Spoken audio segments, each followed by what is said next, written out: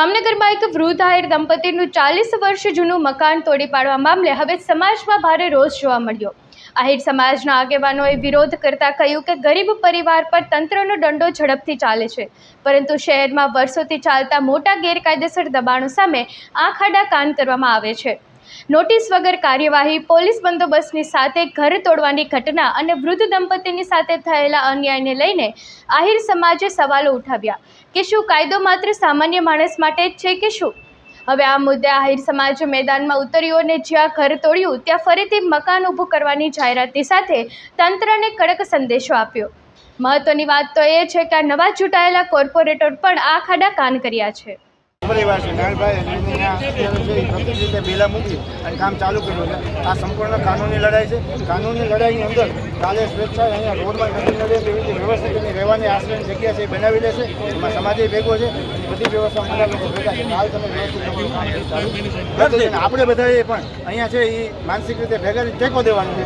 સમય ભૂતકાળમાં એવો હતો કે આપણે બધા એકબીજાને હારા થઈ જતા, આજે એ સમય નથી। તો પણ જે વ્યવસ્થા બની એમાં 5-10% આપણે ધ્યાન દઈ અને અહીંયા પણ કોઈને ડિસ્ટર્બ કરવા, કોઈને હેરાન કરવા એવો સમાજનો ઈરાદો છે જ નહીં, પણ પોતાનો હક જાળવવા માટે ચોક્કસ સક્ષમ છે। એના માટેનો પ્રયાસ છે। આવતીકાલથી તમે તમારું જય ભારત।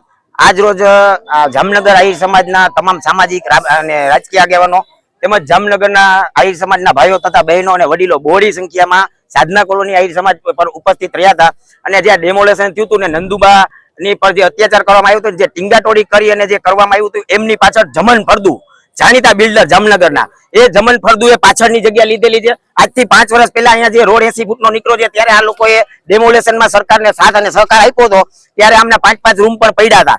હવે અત્યારે હાલમાં સરકારને અહીંયા કોઈ આ જગ્યાની જરૂર નથી। ખરેખર એક તમને નાનકડું ઉદાહરણ આપું કે રણજીતનગર ની અંદર 50 થી 60 જે દુકાનો છે, અત્યારે હાલના ધારાસભ્ય જે દિવ્યેશભાઈ અકબરી ત્યારે કોર્પોરેટર હતા અને ત્યારે ડેમોલેશન પાસ થઈ ગયું હતું અને ત્યાં જેસીબી હિટાચી મશીનો પણ આવી ગયા હતા અને એ લોકો જયારે જમીન પર સુઈ ગયા ત્યારે બધા જ આજ તંત્ર એ ડેમોલેશન રોકાયું છે। હાલની અંદર ત્યાં 10 ફૂટમાં જોડ છે, તેમ છતાં પણ એ ઊભું છે અને અહીંયા કોઈ સરકારના કારણે નથી થયું। શાંતિલાલ નામની વ્યક્તિ હતી, એ શાંતિલાલે આ જગ્યા સરકારી ખરાબો છે એનો કબજો કર્યો હતો, તો કાયદેસર ઈ ભૂ માફિયા કહેવાય, એમણે કબજો કર્યો હતો અને આ લોકોને વેચાતી દીધી। એમનું આ લખાણ પણ છે, આ જગ્યાના વેરા પણ ભરે છે, લાઇટ બિલ પર આવે છે, પણ પાછળ જમનભાઈ ફળદુ નામના બિલ્ડર જાણીતા છે જામનગરના છે, એ બિલ્ડરે પાછળની જગ્યા લીધી છે એટલે એમની જગ્યાના ભાવ 5 ગણા થાય એટલા માટે આ ગરીબ દંપતીને હેરાન કરવામાં આવ્યું છે।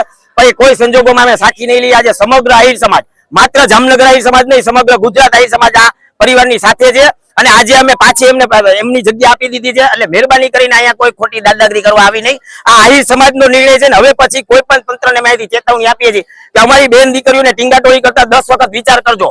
હા, કોઈ ખોટું કર્યું હોય તો તમે કાયદેસર લીગલી કાર્યવાહી કરજો। બાકી જય હિન્દ, જય ભારત। આ જગ્યા એમની હતી અને પાછી આહિર સમાજ એમને આપી છે, જેમની હતી એની જગ્યા છે। બાકી ખોટી કોઈ અહીંયા ચક્કરો મારવાની કોઈ આ કોશિશ ના કરતા, આહિર સમાજ સમગ્ર એમની સાથે છે। જય દ્વારકા।